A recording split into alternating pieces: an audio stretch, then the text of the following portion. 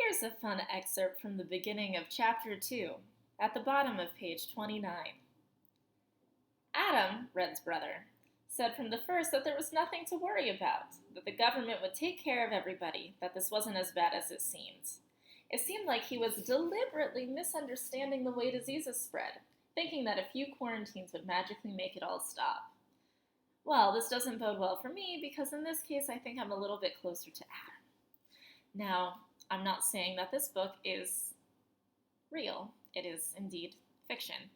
But in the case of the current COVID-19 pandemic, I definitely at the beginning was like,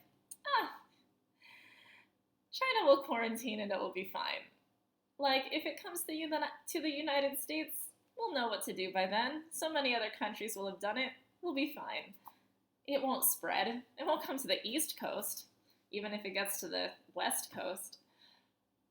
I thought maybe we'd have a case or two because we do have a very large population of college students in Boston who fly, all over the place.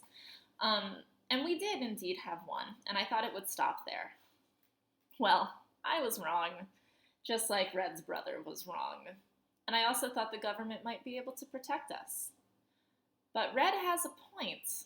All of these institutions are severely underfunded. And she says it herself. And the government, well, Red had zero confidence that the government would be able to do anything. Not because it was full of bad people or there was a giant conspiracy or anything like that. No, and I don't think so either. Although I do know some people think that it's like military made. I don't know about that. That's a little too much for me. Her belief came from the fact that she could read and think and knew that the departments that address pandemics were underfunded and underprepared for the scope of the problem.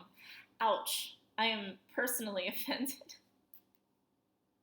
She also knew that while the wheels of governing ground exceedingly fine, that they were also slow as hell. By the time funding was authorized, it would be too late. And it was. I at least knew this. By the time it came to Boston, I knew it was too late. So in the beginning, I was like Red's brother. I was like, oh, it'll be fine. Like, if it comes to the United States, we'll respond. And then when it got here, and we didn't, then I became Red. And I was like, oh, well, too late. We've lost this battle. So in that case, I guess I was as jaded, realistic as Red in that regard. So Red made her own preparations. She had been ready for hours, days, weeks before her family started to even consider leaving their home. Ever since people started falling down dying, ever since she saw the first reports of towns being quarantined and serious CDC officials making serious statements every night on the news. So, we're not quarantined yet, but there are definitely some cities that are in shelter-in-place.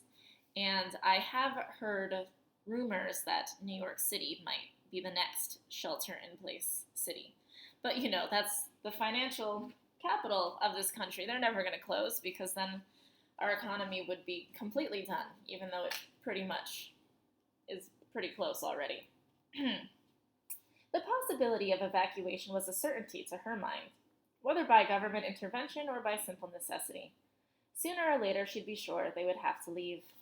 Now, in this regard, I feel like I can relate a little bit to Red, too, because I'm having this thought that after I'm done my 2-week quarantine here in Boston, I gotta get up to Vermont. Although I'm not sure they're handling it a whole lot better than we are down here, so I don't know, maybe no one's safe.